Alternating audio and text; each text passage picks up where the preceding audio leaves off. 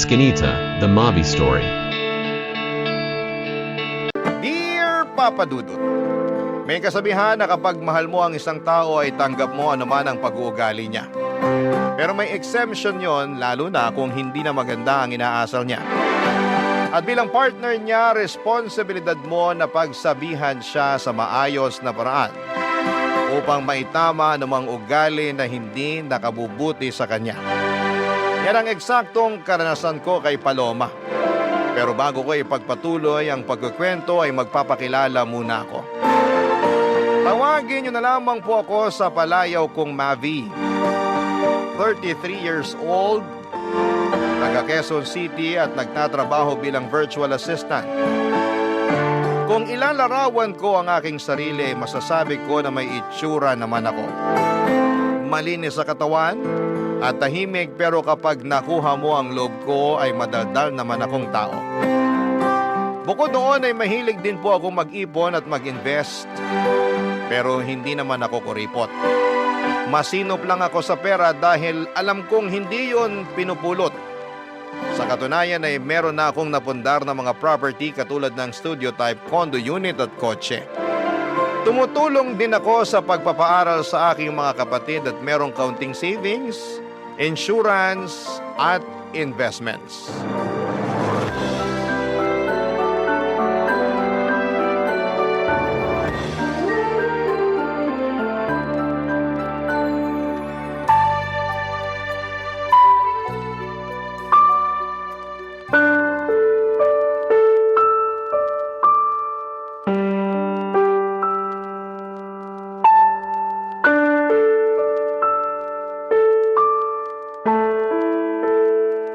Babe, bakit mo ginawa yun? Alin ba? Yung kanina, nakalimutan mo na yata eh. Bitawan mo nga muna yung cellphone mo, mag-usap muna tayo. Pwede naman tayong mag-usap habang nire-replyan ko tong kaibigan ko, di ba? Saka ano bang pag-uusapan natin? Tapos na rin naman na yun. Kaya ako nga tinatanong kung bakit mo ginawa yun. Nakakahiya. Wala akong pakialam kung nakakahiya na pinatulan ko yung pinsan mong epal. Ang tagal ko nang nagtiis sa pagpaparinig niya sa Facebook na social climber ako ganito-ganyan. Sumusobra na siya. Kaya ayun, nung nakita ko siya kanina sa party, di na ako nakapagtimpi. Lalo patingin-tingin pa siya. Patingin-tingin pang gagat, bubulong-bulong pa sa mga kasama niyang mukhang hipong katulad niya. Babe naman. Huwag ka sa akin magalit. Hindi mo ba narinig yung sinabi ko? Narinig ko, pero di pa rin tama na hindi ka nagtimpi. Yung pinsan mong pagsabihan mo kasi sumusobra na siya. Bala ko rin talagang kausapin yung pinsan ko. Pero meron ka bang ebidensya na ikaw talaga yung pinariringgan niya sa Facebook? Hindi mo ba nababasa yung mga post niya? Hindi ako madalas mag-Facebook. Tsaka may nabasa ako isang beses pero wala namang binanggit doon na pangalan mo. Meron ba? Wala. Oh, wala naman pala eh. Pero alam ko patama sa akin yun kasi tinatamaan ako eh. Saka alam nating lahat na unang beses pa lang na pinakilala mo kami sa isa't isa, mainit na talaga ang dugo niya sa akin. Akala yata ng gagang yun, hindi ako mapagpatol. Akala ko rin hindi ka mapagpatol. Kaya di mo ko masisisi kung bakit ako nagkakaganito. Ako yung hiyang-hiya kay tita kasi sa birthday party pa talaga ng pamangkin namin kay Umixena. Buti na lang mabait si tita dahil mas pinili niyang pagpasensyahan kayong dalawa kaysa masira yung araw. Pero grabe, nakakahiya talaga kayo. Wala na akong magagawa dyan. Meron naman eh. Sana masinabaan mo pa pasensya mo. Sana imbis na awayin siya na nakikita ng iba, kinausap mo na lang sa isang sulok para di na kayo nakagawa ng eksena. Sana bago ka nagdesisyon ng ganun nagsabi ka sa akin para ako na mismo yung kumausap sa pinsan ko. Boyfriend mo ako, di ba? Oo nga, boyfriend kita. Pero paano ko masasabi sa'yo, busy ka sa pakikipagtawanan mo sa mga kaibigan mong lalaki? Nakakahiya naman na istorbuhin ka, di ba? Bakit ka mahihiya? Wala namang kaso yun, lalo mahalaga naman yung sasabihin mo. Basta! O ano? Sasabihin mo na naman na hindi mo akalain na papatol pala ako. Pwes, sorry kung hindi ako perpekto. Paloma naman, hindi ganyan ang ibig kong sabihin. Tsaka wala namang pinanganak na perpekto sa mundo, di ba? Oo, pero yun ang pinapalabas mo at yun ang nararamdaman ko. I'm sorry. Sorihin mong mukha mo. Masama yung loob ko sa'yo. Bakit naman? Alam mo naman yun, tatanong-tanong ka pa. Dati ka bang baliw? Ano ba namang klaseng pananalita yan? Ay, sorry kung na-offend ka. Buti pa iwanan mo na lang ako rito sa room. Gusto ko mapag-isa. Pumunta ka na lang muna sa pamilya mo, baka hinahanap ka na nila eh. At pag nakita mo yung pinsan mong epal, sabihin mo hindi ko siya aatrasan kahit saan kami abutin. Masyado nang mapapel, tupiin ko siya sa 8 dyan eh. Papa Dudut, 6 na buwan na kaming magkarelasyon ni Paloma at pinakilala siya sa akin ng kaibigan ko. Nagustuhan ko naman siya agad dahil nasa kanya na halos lahat ng tipo ko sa isang babae. Noong bago pa lamang kami ni Paloma ay napakatahimik niya at mahiyain. Pero habang tumatagal ay nagiging madaldal na siya at kung ano-ano ng bagay ang ginagawa niya. Isa na nga doon ang pagiging palaaway at palapatol niya sa lahat ng bagay. Hindi lang naman ang pinsan ko ang pinatulan niya. Mahilig din siyang makipagbangayan online at mag-comment ng kung ano-ano sa isang post. Kaya nga hiyang-hiya ako sa nangyari sa birthday party ng pamangkin ko. Buti na lang at hindi pala away ang pamilya namin kaya pinagpasensyahan at pinalagpas na lamang nila ang ginawang eksena ng girlfriend at pinsan ko. Pero humingi ako ng dispensa at sa kabilang banda ay kinausap ko ang aking pinsan tungkol sa akusasyon ni Paloma. Bagay na pinabulaanan naman niya. Mas lalo lang tuloy akong na-stress sa kanilang dalawa, Papa Dudut. At wala rin naman akong gustong kampihan kaya nga naggalit at nagtampo sa akin ng girlfriend ko. Pero makaraan, Papa Dudut, ang ilang araw ay nagkabati naman kaming dalawa.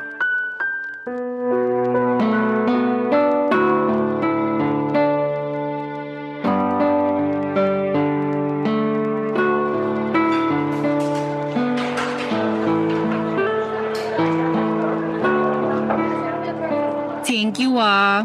Saan? Sa panlilibre mo sa akin. Nung nakaraang araw pa ako takam na takam sa burger at fries na to. Alam mo namang hindi ako basta-basta makakabili ng cravings ko dahil magkukulang yung sahod ko para sa pamilya ko. Oo, alam ko yun. Tsaka maliit na bagay lang naman tong panlilibre ko. Boyfriend mo ako, di ba? Sana sinabi mo na nung nakaraan ka pa pala nagka-crave rito para nabilhan kita. Hindi na, nahihiya rin kasi ako sa'yo.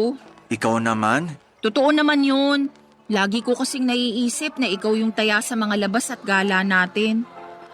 Ay, kailan kaya ako makakapag-ambag ng mas malaki-laki ano? Pag nakaluwag ka na.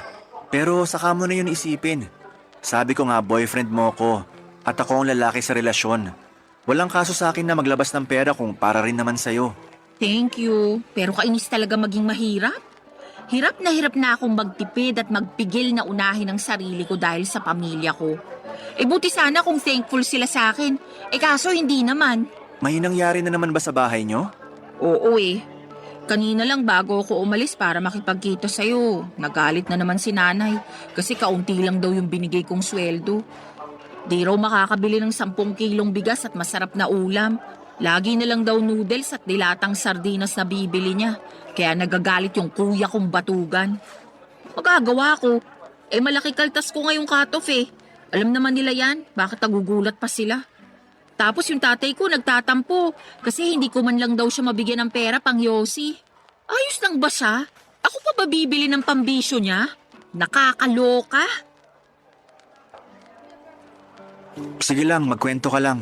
Yung kuya kong batuga nangungutang sa akin, panghulog ng motor niya. Sana all may motor, di ba? Kukuha-kuha ng hulugan tapos sa akin ipapakargo kapag nagigipit sa bayaran. Lakas din talaga ng tama Di ba may trabaho naman ang kuya mo? Meron, pero kulang-kulang pa rin daw kasi sinusustentuhan niya yung 3 anak niya sa iba't ibang babae. Galing no?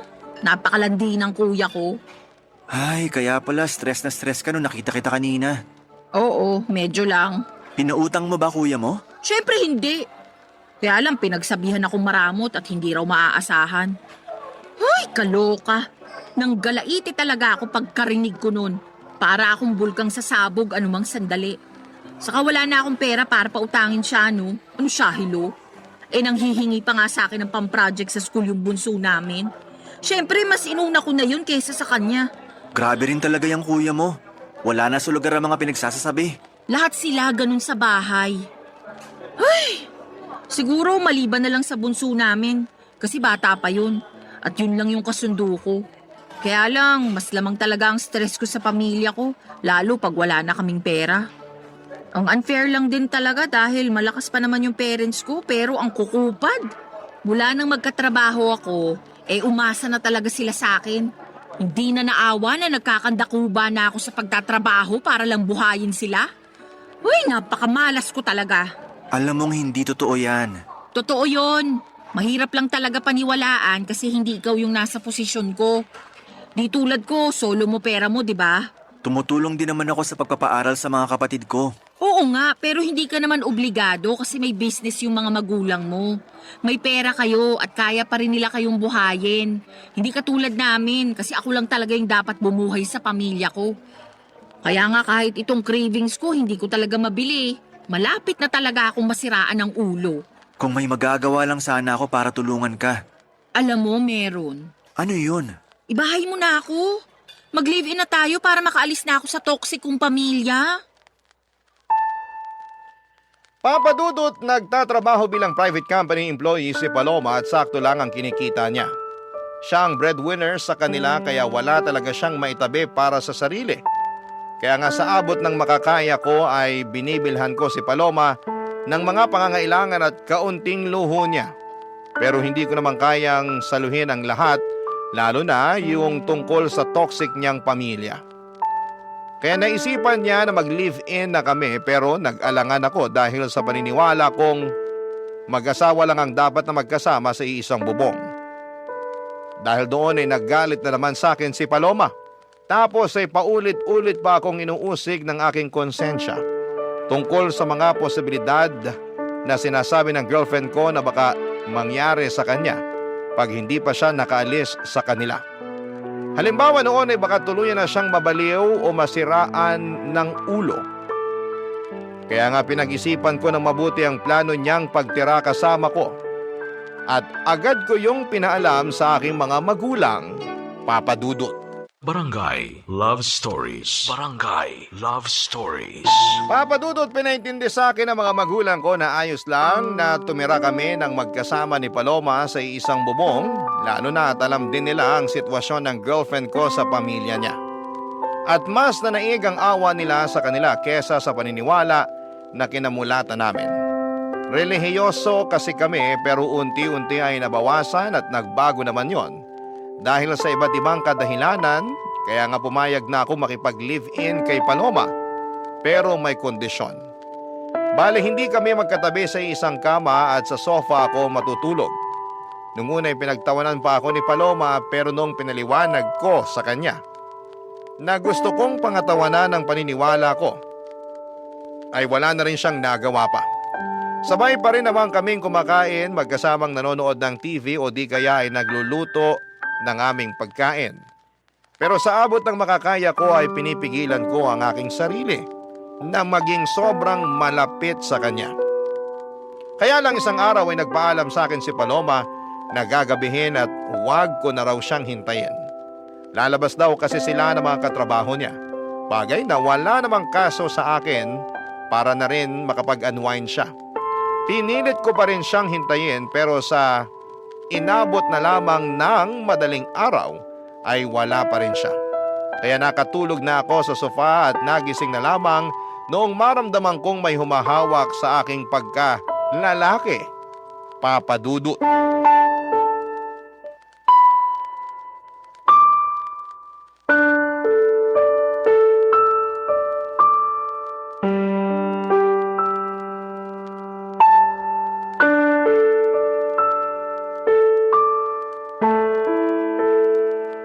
Sabi na gusto mo rin talaga? Kunwari ka pa?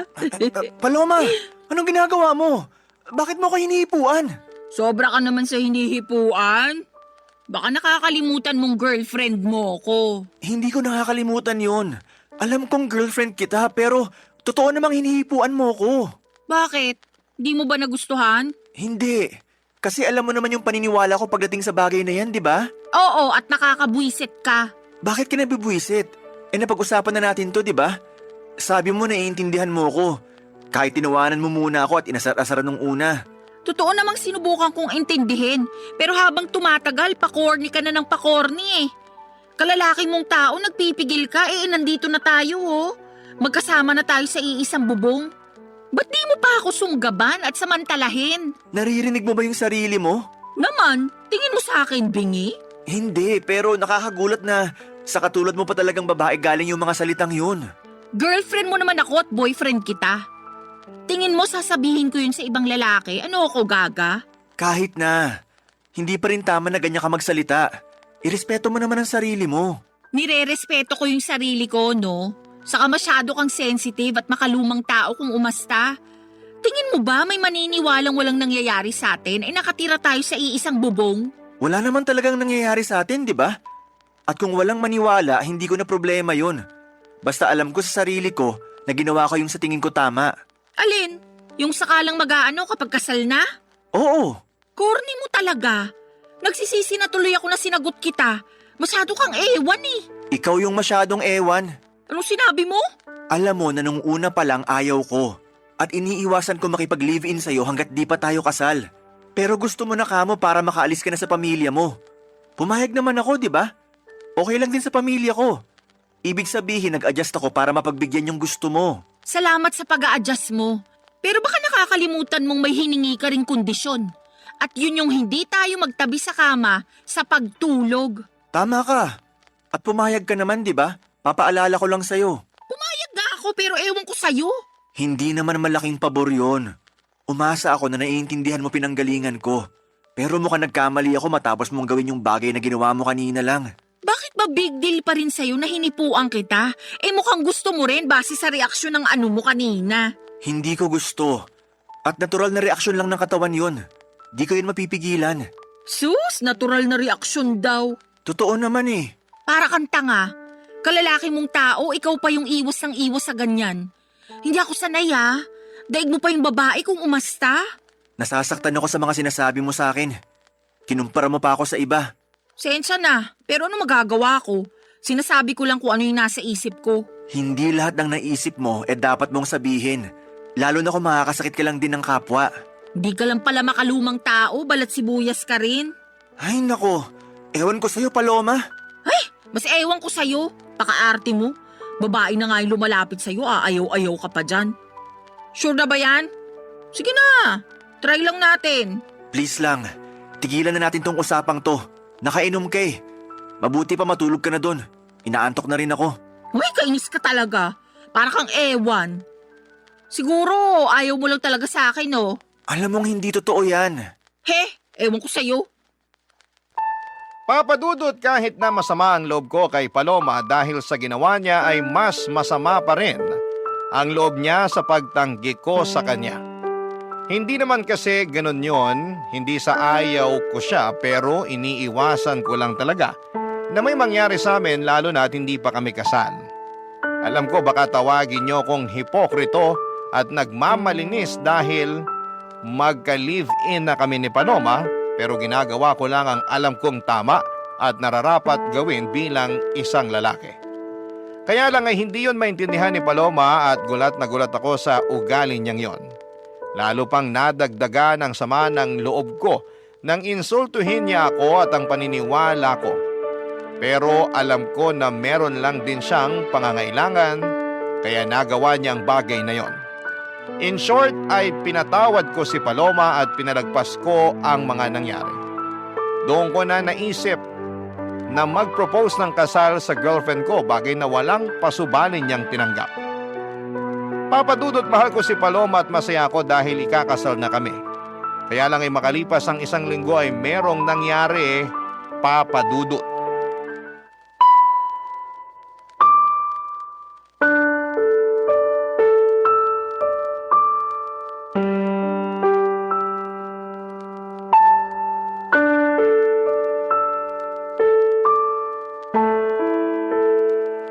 Babe naman, bakit ganun yung mga sinabi mo kay mama? Naalin ba? Na feeling ko nagkukulang ka na sa akin kasi hindi mo nabibigay pangangailangan ko? Na-stress na ako pero hindi ka makaramdam? Di mo man lang ako matanong kung anong gusto ko o kung saan ko gustong pumunta para mag-relax? Buti pa yung ibang babae, mahal na mga jowa nila. Pero ako, ewan ko na lang talaga. Mahal kita. At kaya ko lang naman di nagawa yung mga sinabi mo dahil naging busy ako sa trabaho. Tapos wala pa akong energy pagkatapos kasi drained na drained ako. Drain na drain din naman ako at kitang-kita na yung sa mukha ko. Tingnan mo nga 29 years old pa lang ako. Pero nagkaka-wrinkles na ako. Ang oily na rin ang mukha ko, halatang hindi na naaalagaan. Paano ko pa magagawa yun kung mas gusto ko na lang na matulog pag uwi ko rito sa unit mo, no? Buti ka pa nga kahit papano nagagawa mo pang mag-gym. Nito lang naman ako nagpa-member sa gym na malapit sa atin. Para may magawa rin akong iba bukod sa typical kong ginagawa, di ba? Tsaka niyaya kita. Baka sabihin mo diyang hindi. Niyaya mo nga ako, pero nag-iisip ka ba nung ginawa mo yun? Oo naman. Anong ibig mong sabihin? Feeling ko kasi hindi. Kasi kung nag-iisip ka, maiisip mong pagod na ako sa maghapong pagtatrabaho sa opisina. Tapos yayayain mo pa talaga ako mag-workout? Yun lang kasi naiisip kong paraan para kahit paano magkaroon ka naman ng exercise. Lagi mo kayang nirereklamo sa akin na masakit na likod at puwet mo kauupo sa opisina nyo. Tapos sabi mo pa, ang taba-taba mo na kaya naisip ko, what if magpamiyembro tayo sa gym para makapag-workout ng sabay, di ba? Tsaka maganda rin yung benepisyo ng exercise, hindi lang sa katawan kundi maging sa isip na rin. Pag pinagpapawisan ako gumagaan pakiramdam ko. Ikaw yun! Hindi naman lahat ng tao pare-pareho. Baka imbes gumaan ang pakiramdam ko pag ginawa ko yung sinasabi mo, di na ako makapasok sa opisina kinabukasan dahil sa sakit ng katawan. Sabihin mong hindi, nung unang 3 araw mo na nag-workout, hindi ka nga makabangon kasing sakit-sakit ng katawan mo? Maswerte ka lang talaga kasi work from home ka kumusta naman ako, di ba? Bakit ba napunta doon yung usapan? Ang issue rito yung pagrarant mo kay mama. Lumabas pa tuloy na pinababayaan kita. O bakit, hindi ba? Saka mama ko na rin siya, lalo't magiging asawa na kita. Kanino ako magrarant? Sa lola mo, patay na yun. Paloma naman! Totoo naman patay na lola mo, di ba? Oo, pero di mo na kailangan banggitin yung tungkol doon. Para ka namang ewan Kung ano-ano na lang sinasabi mo. Siyempre, may bibig ako kaya may sasabihin talaga ako. Ang akin lang naman sana, ako yung una mong kinausap para nalaman ko't na itama kung may maliman. At nagawa ng paraan yung mga pagkukulang ko sa'yo. Yan tayo Gusto mo talaga sinasabi sa'yo yung dapat automatic ng ginagawa mo? Natural. Kaya ka nga may bibig para makapagsalita, di ba? Ikaw may sabi niyan kani-kanina lang. Ano pang silbi niyan kung di mo gagamitin sa tama? Ay, sumusobra ka na talaga. Ako pa yung sumusobra. Ikaw tong parang ewan dyan. Tsaka tayo yung nasa relasyon, kaya dapat sa atin pa lang inaayos na natin yung issue. Hindi na kailangan malaman nila mama. Tsaka na lang pag di na talaga natin kayang ayusin. Ano na lang sasabihin nila? Na hindi ako marunong magdala ng relasyon? Na pinababayaan kita, ganun ba? Alam natin na hindi yan totoo. Kasi mahal kita, Paloma. Papadudot aaminin kong hindi ako natuwa dahil nakarating pa sa mama ko ang mga reklamo ni Paloma. Para sa akin, ako ang unang tao na dapat niyang kausapin tungkol sa bagay na yon at hindi ang mga magulang ko. Nakakahiya kasi lalo na at meron rin silang sariling problema para problemahin pa mga reklamo ng girlfriend ko. Kaya nga hiyang-hiya ako sa mama ko dahil sa nangyari. Pero at the same time ay thankful din kasi pinayuhan niya ako kung ano ang dapat gawin upang maging mas maayos ang relasyon namin ng girlfriend ko. Tapos ay sinamantala ko na rin ang pagkakataon na kausapin si Paloma at ipaunawa sa kanya na hindi totoong pinapabayaan o tinitipid ko siya. Kung nabawasan man ang oras at pera na naibibigay ko sa kanya ay dahil lamang nag-iipon ako na para sa pangkasal namin. Kaya lang ay ewan ko ba sa girlfriend ko kung bakit pakiramdam niya ay pinagdadamutan ko siya. Para wala ng away ay ako na lamang ang nag-adjust. Sa abot ng makakaya ko ay binigay ko ang mga gusto ni Paloma, Papadudot. Barangay Love Stories. Barangay Love Stories.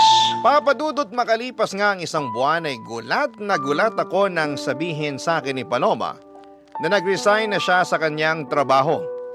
Ni hindi kasi niya nabanggit sa akin na may plano na pala siya na umalis. Basta sinabi lang niya na ayaw na niyang magtrabaho dahil nabuburyo at napapagod na raw siya. Pero sa kanya pa rin humihingi ng sustento ang pamilya niya. Kaya problemado siya kung paano makapagbibigay sa kanila. Kaya ako ang umako ng responsibilidad na yon dahil magiging pamilya ko na rin naman ang pamilya niya. Pero labis talaga akong nahirapan at nabigatan sa buhay noong nadagdagan ng responsibilidad na nakaatang sa aking mga balikat. Kahit na nakakaluwag ako noong una ay umabot ako sa punto na halos masaid ang savings ko dahil sa mga hingi at bigay para sa pamilya ni Paloma. Dahil po sa mga nangyari ay nagsabi ako sa parents ko na baka hindi muna ako makatulong para sa pagpapaaral ng mga kapatid ko, bagay na nauunawaan naman nila. Nag-offer pa nga sila na pahiramin ako ng pera sakaling kailanganin ko. Sobrang bait ng mga magulang ko kaya naman hiyang-hiya ako sa kanila. Doon ko na naisipang kausapin si Paloma tungkol sa sitwasyon pero meron namang ginawa ang magaling kong girlfriend, Papa Dudut.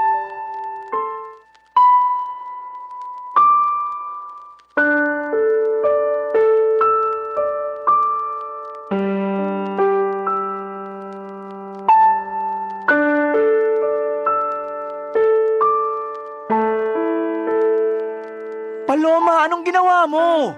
Ha? Anong ginawa ko? Wala akong ginagawa rito Pwede ba? Hindi ito yung panahon para sarkastikuhin mo ako. Seryoso yung tanong ko sa'yo. Kasi nalaman ko lang naman na ang damit ang laki ng utang ko sa bangko. Oh, problema ko ba yun kung ikaw naman pala yung may utang? Ako nga. Kasi sa akin nakapangalan yung credit card na ginamit mo, kakaswipe sa mga bagay na gusto mong bilhin. Bakit ka nagagalit? Nakalimutan mo bang pinahiram mo sa akin yung credit card mo? Para ka mo may magamit ako kapag may gusto akong bilhin? O ayan, ginamit ko lang kasi nga may bibilin ako, di ba? Pero di ko naman akalain na haabot ng ganun kalaki yung magiging utang ko sa credit card. Ano bang pinagbibili mo, ha? Mga bag. Alam mo namang gustong-gusto ko ng mga bag, lalo na yung mga branded. Sawang-sawa na kasi ako sa mga pipitsugin at class A. Gusto ko yung pangrampa naman. Yung mapapasabi talaga ng wow yung mga makakakita. At saan ka naman rarampa? Lagi ka namang andito sa condo unit. Grabe ka naman. Lumalabas din naman ako kasama ng mga dati kong katrabaho, lalo tuwing Biyernes ng gabi.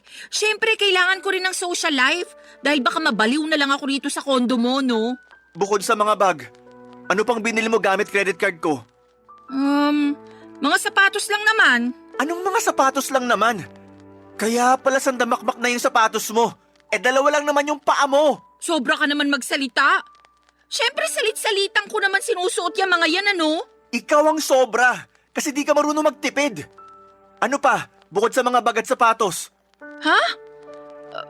Bakit ba gusto mo pang isa-isahin ko? Hindi mo ba nabasa yung mga statement of account? Sagutin mo na lang, kasi gusto ko sa'yo mismo nang galing. Oo na. Ano pa ba? Yung flight namin next month na mga kaibigan ko. Flight papunta saan? Sa Hong Kong. Alam mo namang pangarap kong makapag-ibang bansa, di ba? Plano namin puntahan yung sikat na amusement park doon, yung... Paloma naman! Bakit ba kasi? Tanong-tanong ka pa. Sige nga, paano ko ngayon babayaran tong mga kineskas mo sa credit card ko? May trabaho ka naman, di ba? Ang laki-laki pa nga ng sweldo mo, kayang-kaya mo na yan. Malaki ang sweldo ko pero malaki rin ang mga gastusin ko. Baka nakakalimutan mo na cargo ko pa pamilya mo. Hindi ko nakakalimutan yon. Sa lagay nanunumbat ka, ganon. Magiging asawa mo na nga ako, di ba? Ibig sabihin, ang pera mo, pera ko na rin. Ang pamilya ko, pamilya mo na rin. Masyado kang mapanumbat. Hindi naman ako nanunumbat. Tsaka ngayon lang ako nagsalita. May narinig ka ba sa akin nung mga nakaraan? Wala, di ba? Pero para sa kaalaman mo, nahihirapan na rin ako. At kahit na anong gawin kong pagkatrabaho, kulang na kulang pa rin sa laki ng gastusin natin. Kaya nga sana matuto ka magtipid. Hindi naman kita pinagdadamutan, pero ipaalam mo muna sa akin kung may gusto kang bilhin para mapag-isipan nating mabuti. Hindi naman mahirap gawin yun, di ba? Hindi. Pero lahat na lang ba kailangan kong ipagpaalam sa'yo? Kung ganun lang din, sana hindi mo na binigay yung credit card mo sa akin para ipagamit. Di raw nanunumbat. Pero ano yung mga sinasabi mo? Porke wala akong trabaho, ganyan mo na ako tratuhin? Dinamay mo pa ang pamilya ko? Tama ba yun? Lagot ka talaga. Isusumbong kita sa nanay mo.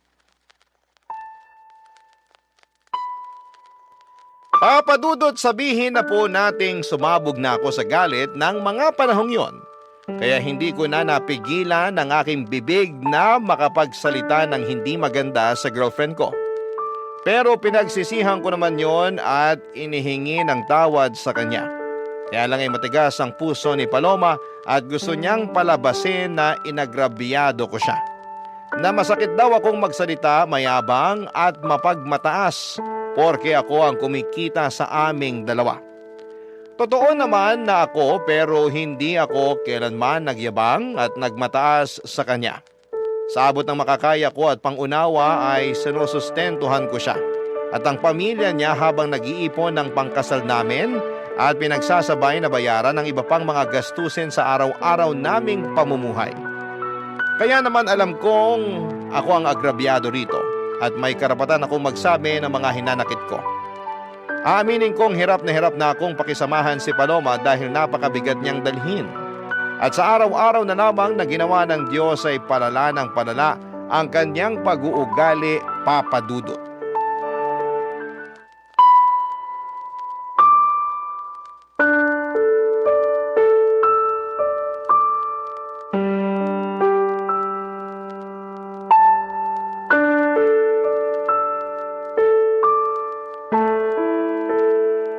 Babe, ano na naman bang ginawa mo?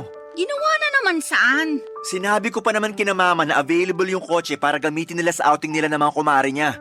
Para lang malaman na wala na sa parking yung sasakyan ko. Oo, kasi pinakuha ko kay kuya kanina yung gagamitin nila sa family outing namin. May problema ba dun? Meron! Oy, ba't ka sumisigaw dyan? Nakakaaburido ka naman eh. Nakuha mo pa talaga magtanong at maaburido? Ako nga dapat na magsabi niyan. Kasi natulog lang ako, tapos pagising ko wala na yung kotse ko. Hindi mo ba narinig yung sinabi ko? Pinagamit ko kay kuya kasi magsiswimming daw sila nila nanay at tatay sa kanong kapatid ko. Hindi na nga ako sumama dahil meron ako masakit puson ko, hindi ko rin mai-enjoy. Wala akong pakialam sa outing ng pamilya mo kasi kotse ko naman yon. Tsaka di mo rin ba narinig sinabi ko? Papagamit ko dapat kay mama yung sasakyan ko, pero wala na. Ano na lang gagamitin nila, di ba? Problema ba yun?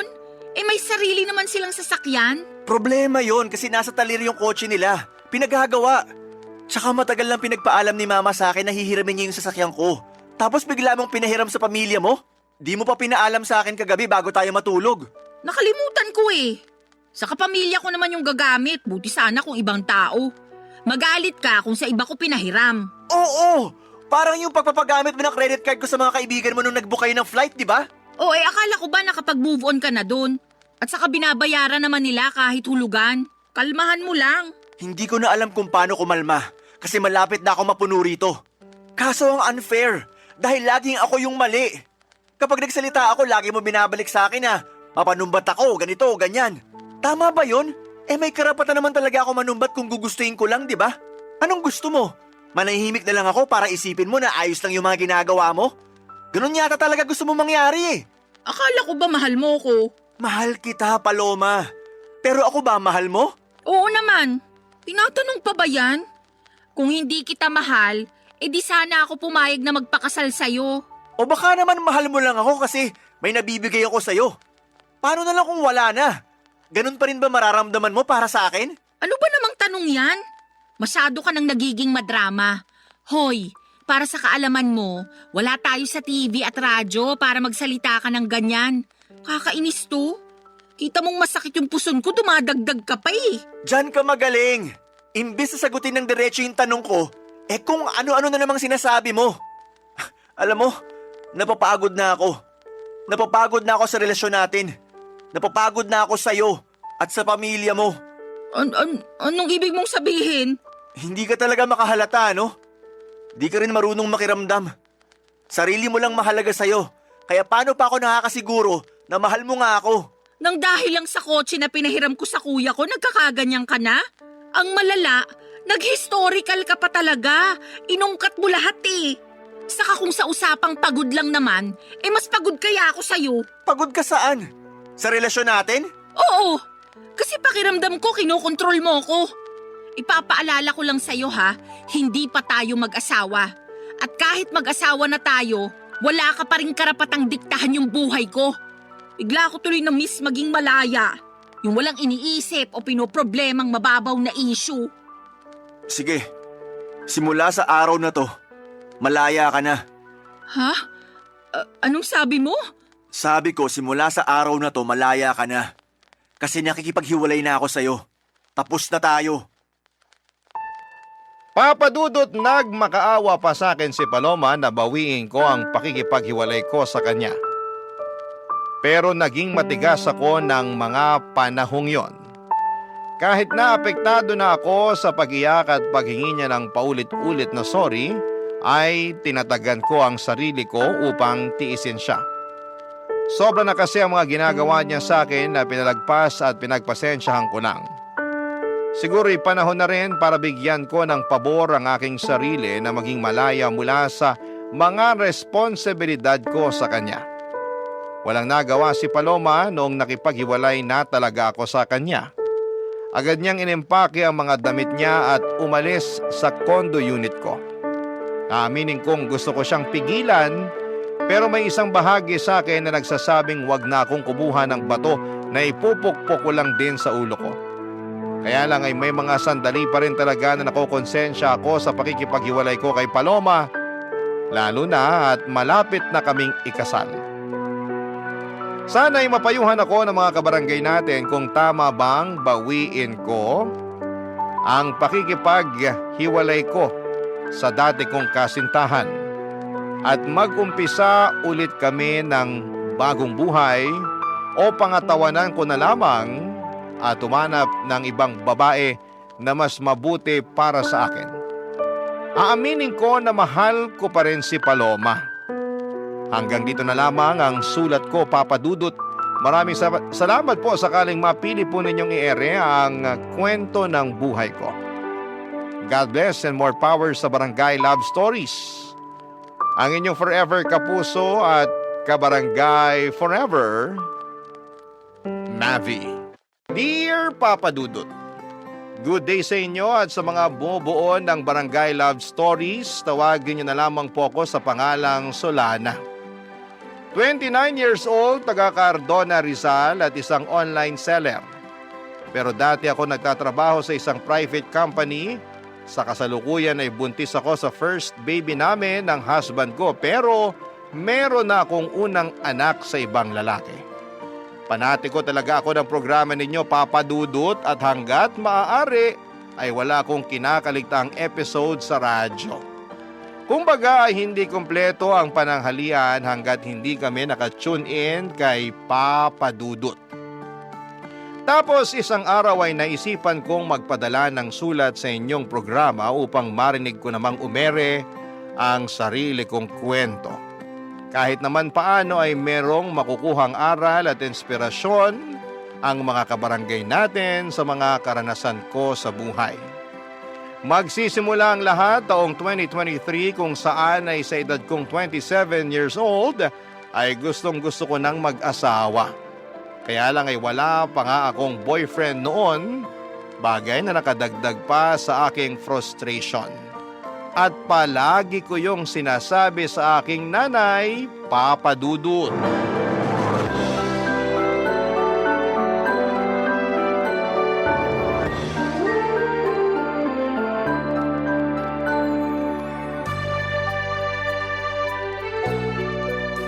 Grabe na yun. Anong grabe? Yung classmate ko nung elementary at high school, mag-aapat na yung anak. Tignan niyo yung post niya dito sa Facebook. Pinakita niya yung pregnancy test niyang positive. Dami nga nag-congrats sa kanya. Talaga? Tingin nga. Galing, di ba? Kasing edad mo lang din yan, ano? Mas matanda po ako ng 1 taon sa kanya. Ibig sabihin, 26 years old pa lang siya tapos nakaapat na anak na. Mismo. Naku, napakasipag naman nila mag-asawang gumawa ng bata. Hayaan mo na po, buhay naman nila yan eh. Sa bagay, mahalaga lang naman dun hindi napapabayaan yung mga bata. Kahit mag-anak pa sila ng 100, ayos na ayos lang. Grabe naman po sa 100. Aba, nangyayari naman yun na. Kami nga 18 magkakapatid, di ba? Mas grabe pala kayo, Nay. Ay, ewan ko sa'yo, Solana. Minsan napaka-OA mo. Sobra naman po kayo. Oh, totoo naman. Diyan pa lang sa mga reaksyon mo, akala mo unang beses mo palang narinig na 18 kami magkakapatid. Sensya na po. Hala, Kinasal na pala siya? Sino? Ito po dati kong katrabaho. Nagpunta na rin po siya dito sa bahay ng birthday niyo. Siya lang talaga in-invite ko noon kasi okay naman siyang kasama. Natatandaan ko nga na katulad mo wala pa rin siyang asawa nun. Pero masaya naman ako kasi sa wakas kinasal na siya. Masaya rin po ako. Pero sobra naman kayo sa pagsasabi na katulad ko wala pa siyang asawa. Noon yon kasi ngayon kasal na siya. Sa katotoo naman na wala ka pa rin asawa, di ba? Pati nga boyfriend, wala pa rin Kaya nga medyo nalungkot po ako. Ha? Bakit? Kasi tumatanda na ako pero wala pa rin ako nakikilalang lalaki na mamahalin at gugustuhin pakasalan. Ay, ayoko pong tumandang dalaga at mamatay na hindi pa nararanasan ang sarap ng buhay. Pinagsasasabi mong sarap ng buhay ang hirap kaya magkaanak lalo na sa panahon ngayon, ano? Napakamahal ng mga bilihin at serbisyo. Kung mahirap ka, dapat manahimik ka na lang sa isang tabi. Siyempre, pagsisikapan naman po namin na magiging asawa ko yung pamilya na bubuuin namin. Hindi namin ipaparanas sa magiging anak namin yung hindi magandang buhay. Sa bagay, di naman kita mahahadlangan kung ramdam mo na dyan sa mga buto-buto mo na gusto mo nang mag-asawa at bumuo ng sarili mong pamilya. Kahit na mahirap ang buhay, masarap pa rin na meron kang asawa at mga anak. Kaya, sige, humayok at maghanap ka na ng magiging boyfriend. Siguraduhin mo lang na yung mapipili mo yung lalaking responsable, marunong sa pamilya, mabait, may pangarap, hindi lang para sa sarili, kundi lalong-lalo na sa inyong magiging anak nyo, at higit sa lahat, hindi mapanakit. Nako, subukan ka lang niyang saktan, lalatiguhin ko pati mata niya. Si nanay talaga, wala pa nga Sinasabi ko lang sa'yo yung gagawin ko kapag maling lalaking napili mo, kaya ayusin mo paghahanap ng matinong mapapangasawa, ha? Boyfriend po muna, wala pa nga akong boyfriend Kala ko, diretso kasalan kasi atat na atat ka na dyan Nay talaga, O bakit? Totoo naman sinasabi ko sinabi ko bang hindi? Buti na yung nagkakaliwanagan. Masyado talaga kayong mapangasar. Para namang di mo ko kilala. Mapang-asar talaga ako at nasa iyo na lang kung maaasar ka. Pero seryoso nak, kung anong magpapasaya sa'yo, gawin mo. Marami-rami ka na rin sinakripisyo para sa pamilya natin. Panahon na para mapagtuunan mo naman ang pansin ng sarili mong buhay. Papa Dudut, masyado kasi akong naging tutok sa pagtulong sa pamilya namin simula mawala ang aming tatay. Bata pa kami noon at talagang ginapang kami ni nanay sa paghahanap buhay. At bilang panganay sa 3 magkakapatid ay sadya kong kinalimutan ang pagla-love life at ang aking sarili. Pero aminado akong gusto ko na talagang bumuo ng sariling pamilya that time at masaya naman ako kasi suportado ako ng aking nanay. In fact, siya pa ang kontodo push sa aking makipag-date o magpaligaw kaya ginawa ko ang mga payo niya. Bilang unang hakbang ay nag-install ako ng dating app sa aking cellphone. Nagpatulong pa nga ako sa best friend ko na pumili ng maganda at pinaka-the best kong picture na gagawin kong display profile. First time ko lamang kasing gumamit ng dating app at sa tanang buhay ko, isa pa lang ang nagiging boyfriend ko. Pero matagal na yon dahil nag-aaral pa lamang ako sa high school at sa pagkakatanda ko ay umabot lamang kami ng 1 buwan. Fast forward. Meron ako nakilala at nakamatch na lalaki sa naturang dating app na gamit ko ng mga panahon na yon. 2 linggo rin kaming nag-usap bago kami nag-decide na magkita na. At may nangyari na nga sa amin ang unang araw na yon. Kaso makalipas ang 1 buwan at kalahati, bigla na lamang siyang naglaho na parang bula, Papa Dudut.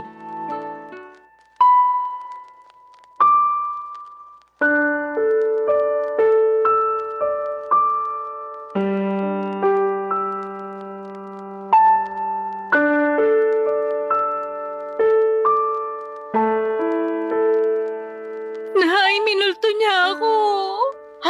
Sino? Yung lalaki na kilala ko online at naka-date. Minulto niya na ako. Paano minulto? Bakit? Namatay na ba siya?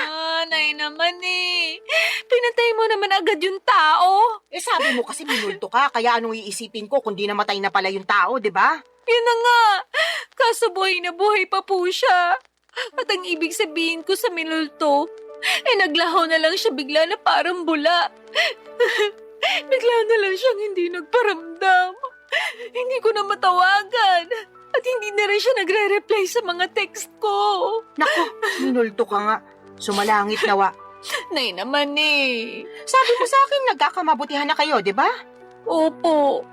Akala ko rin papunta na kami sa pagiging mag-boyfriend-girlfriend kasi okay naman yung date namin. Nagsabi pa nga siya na plano niya akong ligawan at pumayag naman ako. Kaya lang... Kaya lang ano? Nawala siya bigla pagkatapos niya makuha sa akin yung pagkababae ko. Hala ka. Ibig mo sabihin, sinabi mo ng perlas ng silanganan. Opo. Ako nalintikan na. Teka, Nay, nasusuka ako. Ay, sinasabi ko na nga ba? Pumunta ka doon sa lababo. Doon ka sumuka. Naku. Ay, hindi kaya buntis ka? Pwede po ba yun? Oo naman. May nangyari sa inyo kamo. Tapos nagkakaganyan ka. Malamang buntis ka. Niregla ka na ba? Hindi pa nga po eh. Mag-iisang linggo na. Nalinti ka na talaga. Paano nga po kung buntis ako? Ano nang gagawin ko? Bigla akong tinakasan ng tatay ng anak ko. Hindi ko alam kung anong gagawin mo, pero siguraduhin mo muna na buntis ka nga. Mag-ano ka? Mag-pregnancy test. Ayoko po. Anong ayaw mo pinagsasasabi mo dyan? Natatakot po ako eh. Paano kung positive? Wala na tayong magagawa dyan. Saka na lang natin isipin kung ano yung susunod nating gagawin kapag totoo na buntis ka nga. Pesting buhay naman oh. Ngayon pa talaga nangyari to kung kailan bigla namang nawala yung nakabuntis sa akin. Kasalanan mo rin naman kasi. Sana bago ka bumuka ka dyan, sinigurado mo muna na gumamit ng proteksyon yung lalaking yon. Oh, kita mo nangyari. Tingin ko, nakatunog yun na mabubuntis ka niya. Kaya biglang naglaho na parang bula. Wala naman po sanang kaso kahit mabuntis niya ako eh. Kaya lang ang kinaiinis ko, iniwan niya ako bigla. Akala ko pa naman nagkakaintindihan na kami. Na mahal na namin ang isa't isa. Pero mukhang hindi po pala ganon. Hindi talaga. Kasi nakuha na niya yung gusto niya sa'yo. Napakasama niyang tao. Sinabi mo pa. Sana makarma siya sa pangiiwan niya sa'yo at sa magiging anak niyo kung totoo nga na buntis ka. Kinakatakot ko lang po na baka hindi ko kayanin. Alin? Yung pagbubuntis ko po. Ewan, naguguluhan pa po ko, nalilito. Masyado mabilis yung mga pangyayari. Kahit na anong mangyari, kailangan mong kayanin dahil nandiyan na yan.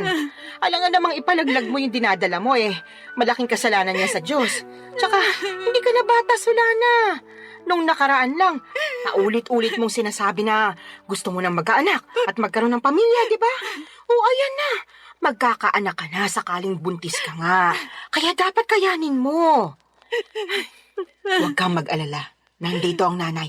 Akong bahala. Gagabayan kita. Papadudot ng sumunod na araw ay nakumpirma kong buntis nga ako. Buti na lang talaga ay nandyan ang nanay ko dahil kung wala siya malamang ay hindi ko na alam ang aking gagawin. Dahil sa biglang pagtakas ng lalaking nakabuntis sa akin ay natakot ako sa responsibilidad ng pagiging nanay sa baby na nasa sinapupunan ko ng mga panahong yon. Kaya nga malaki ang pasasalamat ko kay nanay dahil to the rescue siya. At kahit na extra challenge ang naging pagbubuntis ko ay si nanay ang katuwang ko, Papa Dudut.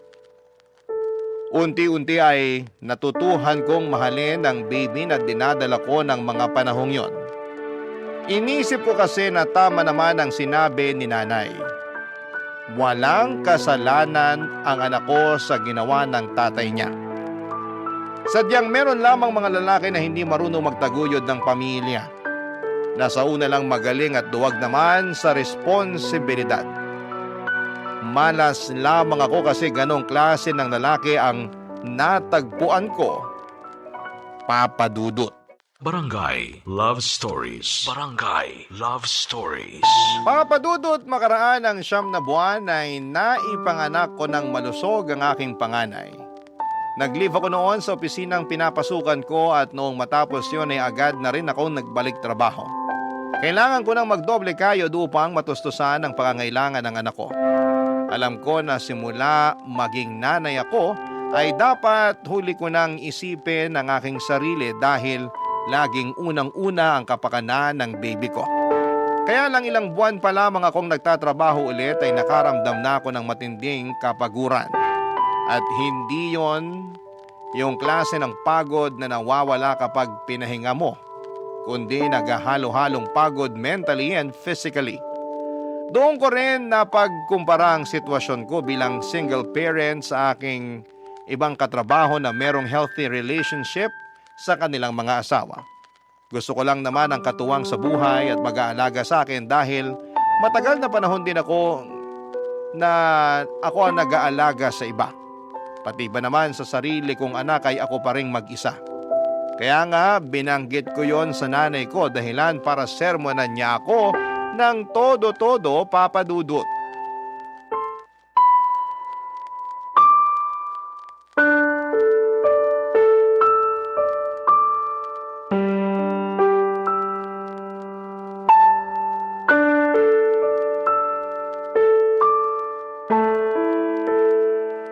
Nay, pagod na po ako.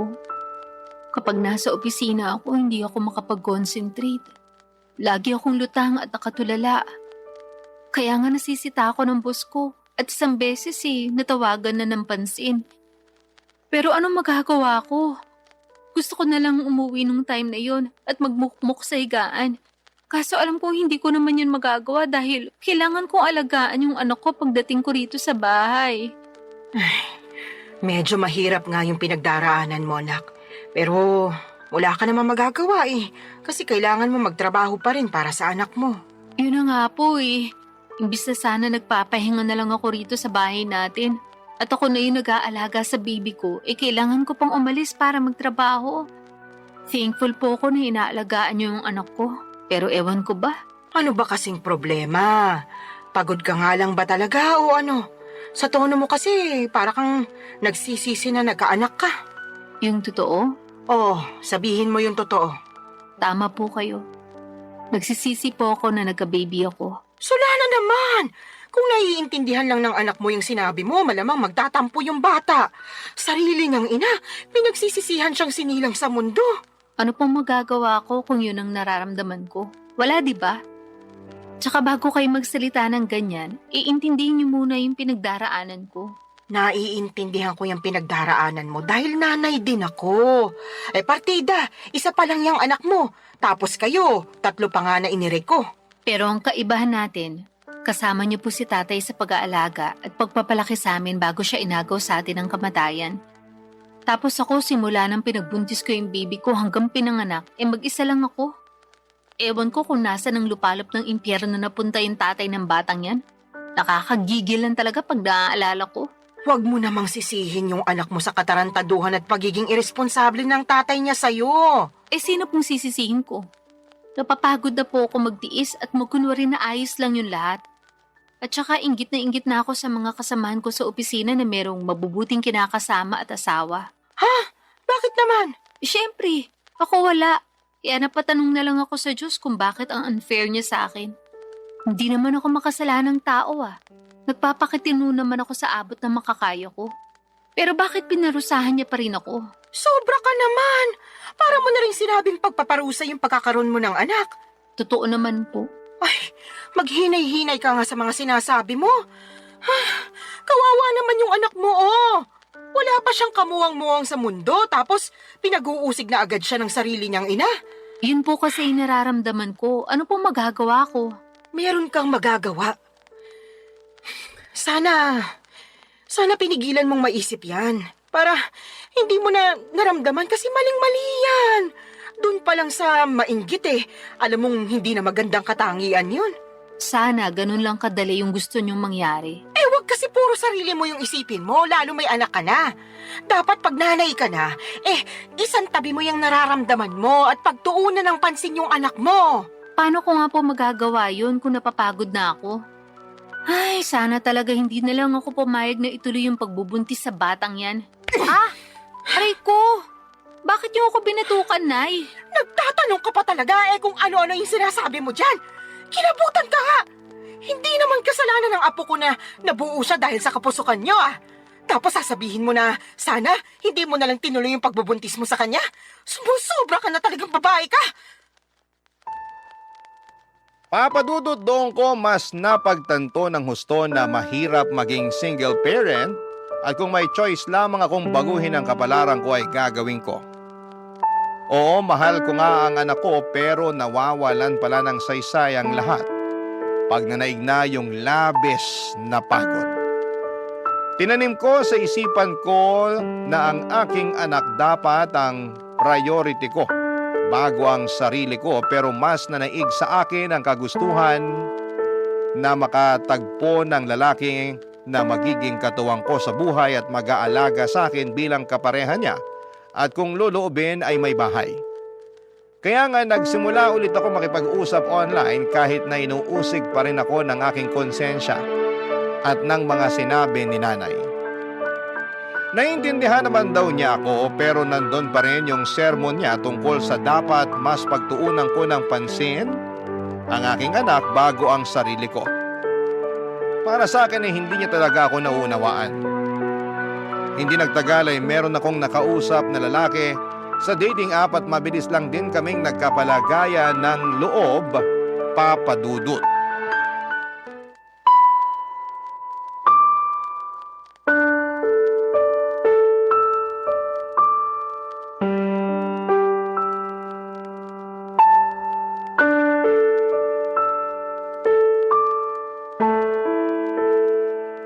Anong sinabi mo, Solana? Pakiulit nga kasi parang nabingi yata ako. Nay naman Ulitin mo kundi mababatukan kita. Sabi ko po, willing akong sumama sa lalaking nakakausap ko kung yayayain niya akong makipag-live-in sa kanya.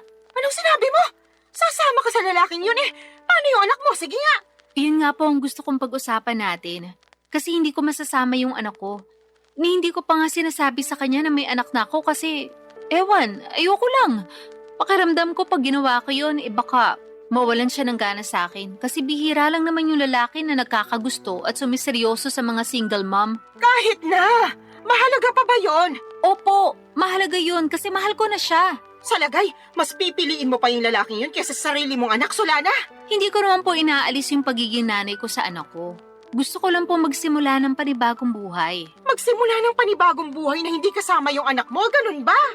Opo, Kanino mo naman iiwan yung apo ko, Aber? sa inyo po. Ay, anak ka naman ng teteng. Ayaw niyo po ba? Napakagagamong babae ka. Ano ba namang pag-iisip meron ka? May pasabi-sabi ka pa na hindi mo inaalis pagiging nanay mo sa anak mo pero ipapaalaga mo sa akin. Kahit na mahal ko yung apo ko, ikaw pa rin na nanay niya yung dapat na mag-alaga sa kanya. Alam ko naman po yun. Pero hindi ko na po siya kayang alagaan. Ano bang pinagsasasabi mong babae ka? Paano hindi mo kayang alagaan Hindi naman mahirap alagaan yung anak mo. Napakabait niyang bata, normal din siya. Walang karamdaman, kaya paano mo nasasabi yan? Tatapatin ko na po kayo, Nay. Ayoko na po sa anak ko na yan kasi bunga siya ng pagkakamali. Oo, wala siyang kasalanan. Pero hindi ko lang talaga siya mapigilang sisihin sa ginawa ng tatay niya sa akin nung araw. At kahit na anong gawin ko paulit-ulit lang na bumabalik yung pangiiwan sa akin ng lalaking yun sa tuwing nakikita ko yung anak namin. Kaya sabihin niyo, paano ako makakausad? Gusto ko nang kalimutan yung pangyayaring yun. At ito lang yung paraan na pwede kong gawin. Napakapangit ng paraan mo sa totoo lang. Pangit na po kung pangit, pero desperado na ako.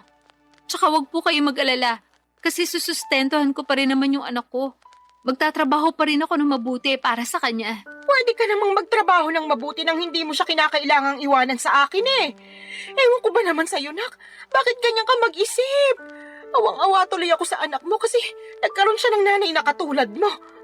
Para sa kaalaman mo hindi lang perang pambili ng pangangailangan niya yung dapat na binibigay mo sa anak mo. Kailangan din niya ng pagmamahal mula sa'yo. Pero hindi ko na nga po kayang ibigay yun sa anak ko. Kaya kayo na lang po yung magbigay nun sa kanya. Naniniwala naman po ako na marami kayo nun sa puso nyo. Yung sa akin kasi, ubus na para sa anak ko. At kung meron man pong natitira, konti na lang. Tapos para na lang yun sa sarili ko. Mahirap naman magbigay ng pagmamahal sa iba kung hindi ko uunahing mahalin yung sarili ko, hindi ba? Ibang klase mga katwiran mo, bulok at baluktot. Papa Dudut, parang kinurot ang aking puso sa iyak ni nanay dahil sa naisip kong iwanan ang anak ko sa kanya para makisama sa lalaking nakilala ko online. At kahit na sinosustentuhan ko pa rin naman ang bata ay hindi pa rin sapat yon. Pero kahit na anong gawin kong pagsaalang-alang sa sitwasyon ay nadaig pa rin ako ng aking damdamin. Mas nanaig ang kagustuhan kong sumama sa lalaking nakilala ko at magsimula ng panibagong buhay. Alam ko po na maraming magagalit sa akin ng mga kabarangay natin dyan at may mga magsasabi na hindi ko naman talaga mahal ang anak ko. Mahal ko ang anak ko pero mas mahal ko ang aking sarili ng mga panahong yon. At kahit na pangit pakinggan, paano ko makapagbibigay ng pagmamahal sa iba kung hindi ko naman uunahing mahalin ang sarili ko kahit nakapalit noon ay ang pagtakas sa responsibilidad ng pagpapakananay sa aking panganay, Papa Dudut. Barangay Love Stories. Barangay Love Stories. Papa Dudut, hindi nagtagal ay sinagot ko na nga ang lalaking nanliligaw sa akin at makaraan lang ang isang buwan ay niyaya na niya akong makipag-live-in. Bale, tumira kami sa Taytay Rizal dahil doon naman siya nagtatrabaho. Hindi alam ng live-in partner ko na meron akong anak sa unang lalaki. At sa totoo lang ay gusto ko na talagang hindi niya malaman, pero alam ko na wala namang lihim na hindi nabubunyag. Kaya sa huli ay inamin ko sa kanya ang totoo dahilan para maggalit siya sa akin. Hindi dahil may anak ako sa ibang lalaki kundi dahil hindi raw ako naging tapat sa kanya nung una pa lamang. Naintindihan ko naman ang pinanggagalingan ng galit niya, kaya humingi ako ng tawad. Hindi niya rin ako natiis dahil mahal niya ako at ang tanging hiling lang niya ay ipakilala ko sa kanya ang anak ko, kaya sinama ko siya sa bahay ng nanay ko sa Cardona, Rizal. At laking gulat ko dahil masayang masaya siya pagkakita sa aking anak. Kaya lang ay marami pa rin kaming bagay na hindi pinagkakasunduan habang nagpapatuloy ang aming pagsasama. Katulad na lamang noong isang beses na nag-away kami dahilan para mag-alsa balutan ako't umuwi sa aking nanay, Papa Dudut.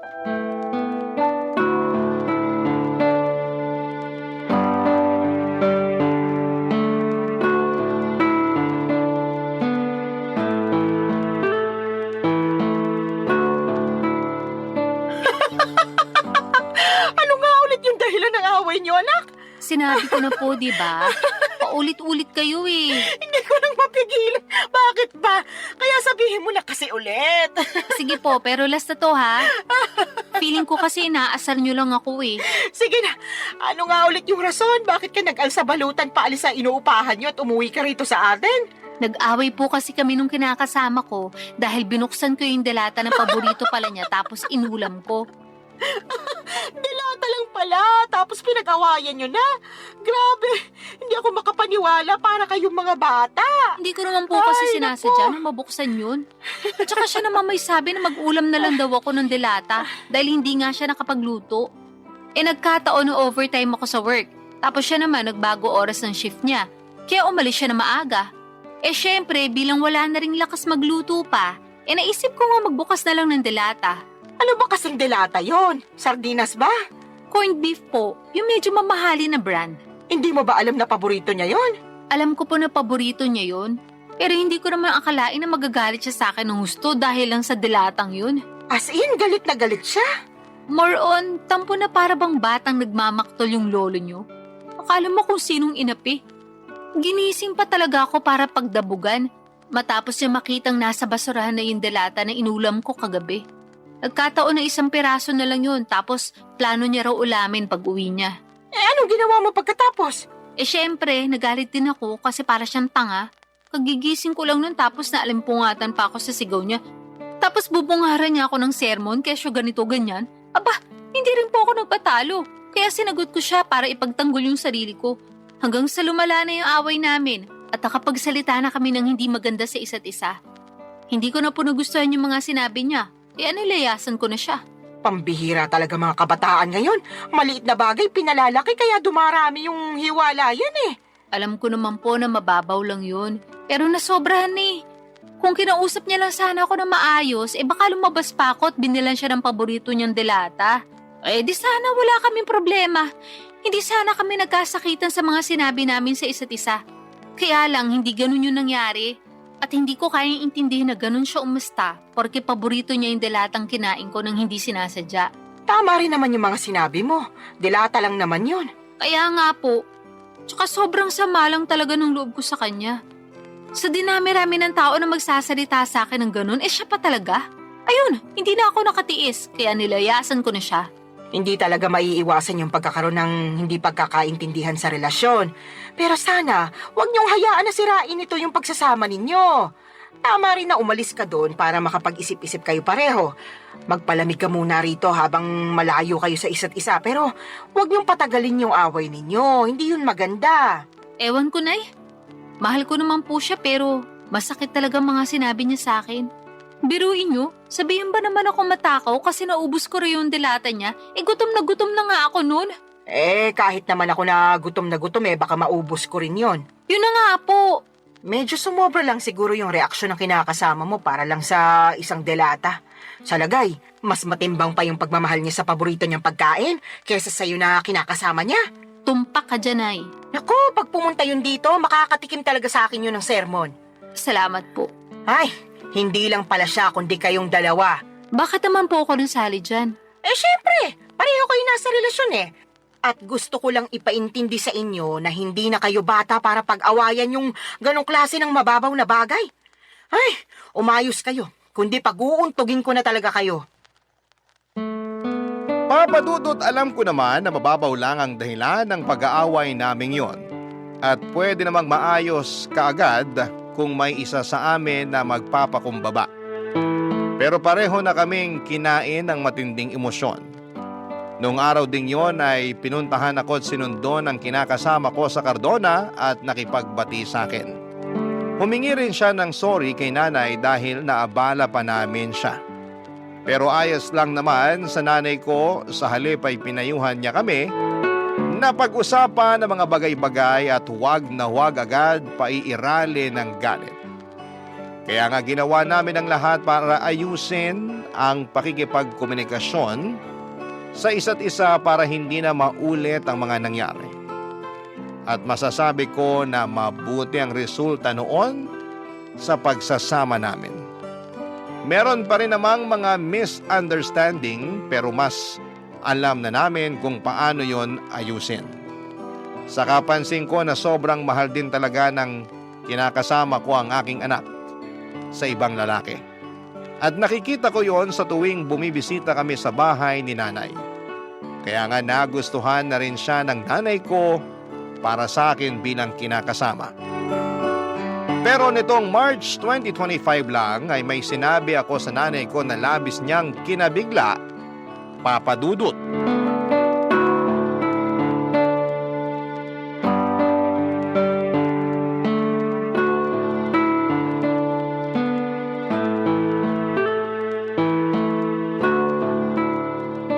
Nay, may sasabihin po ako sa inyo. Pero huwag kayong mabibigla Depende kung sasabihin mo maganda ako matagal ko nang alam yon. Puro kayo biro. Sa tingin mo nagbibiro ako? Nakakasakit ka ng damdamin Siyempre, maganda po kayo. Kanino pa po ba ako magmamana kung di sa inyo lang, di ba? Yan, sige, utuin mo pa ako. Ano ba kasi yung sasabihin mo at may pasabi-sabi ka pa ng wag akong mabibigla? Tungkol po sa amin ang kinakasama ko. Ang totoo, niyaya niya na ako magpakasal kahit sa West lang daw po muna. Para lang magkaroon na ng basbas yung pagsasama namin. Talaga? Naku, mabuti naman. Anong sinabi mo? Pumayag ka ba? Siyempre, opo. Tuwang-tuwa nga ako eh. Ako rin tuwang-tuwa kasi sa wakas ikakasal ka na, nak. Dati-rati, pangarap mo lang yung maikasal tapos ayan na, mangyayari na. Kaya nga malaki talagang pasasalamat ko sa Diyos. Kasi dininig niya yung panalangin ko, nabigyan niya ako ng matinong lalaki. Yung magiging asawa ko, magiging tatay ng mga anak namin, at makakasama ko hanggang tumanda kami. At nangyari na nga yun. Buti na lang naging matyaga ka sa paghihintay. Opo. Pero may isa pa po pala akong sasabihin. Meron pa bukod sa sinabi mo na ikakasal ka na? Ganun na nga po. O sige, ano ba yon? Pinag-usapan po namin ng kinakasama ko. Nakukunin na namin yung anak ko at isasama sa inuupahan namin. Gusto po niya na isang buong pamilya na kami at handa naman siyang ampunin yung bata para siya na ang kilalaning ama. Ayos lang po ba sa inyo yun? Tinatanong pa ba yan? Siyempre ayos na ayos sa akin. Hindi po ba kayo malulungkot kasi mapapalayo na kayo sa apo nyo? Ano bang klaseng tanong yan? Natural malulungkot ako. Pero sino ako para ipagkait sa apo ko na magkaroon ng tatay at nanay sa kanyang paglaki, di ba? Kaya nga malaki talaga yung pasasalamat ko dyan sa kinakasama mo kasi mahal na mahal yung anak mo. Tingin ko nga, mas mahal niya pa yung apo ko kaysa sa'yo eh. Mahal ko rin naman po yung anak ko. Pero aminado ko naging gagalang ako sa pagdidesisyon nung araw. Sa totoo lang, matagal ko nang pinag-iisipan na kunin yung anak ko para ako na yung mag-aalaga sa kanya. Gusto ko pong bumawi sa lahat ng pagkukulang ko bilang nanay niya. Siguro hindi pa naman po huli ang lahat, di ba? Hindi pa naman talaga. At suportado kita sa gusto mong mangyari. Basta ipangako mo na hinding-hindi mo na ibabalik sa akin yung apo ko kasi bigla ka na lang napagod magpakananay sa kanya, ha? Hindi laruan niyang anak mo para sa kaalaman mo. Meron siyang damdamin. Tsaka baka gabaan ka na kung gagawin mo pa yun sa kanya. Hinding-hindi ko na nga po ulit gagawin yun sa anak ko, Nay. Pangako po yan. Huwag ka sa akin mangako. Sa anak mo ikaw mangako.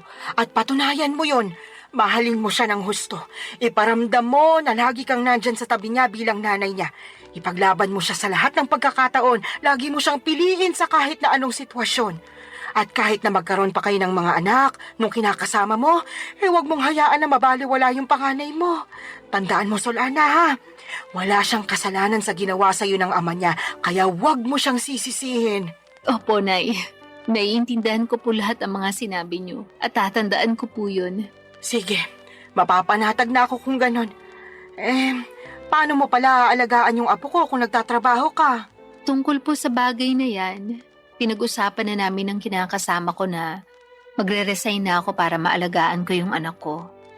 Sinabi ko kasi sa kanya na gusto kong bumawi sa anak ko dahil malaki nga yung nagawa kong kasalanan sa kanya nung araw. Katulad nyo, sinuportahan din po ako ng kinakasama ko. Papa Dudut, alam kong hindi ako naging perpektong magulang sa anak ko noong araw, pero sa kasalukuyan ay ginagawa ko naman ang lahat upang makabawi sa kanya. At yun naman ang mahalaga, hindi ba?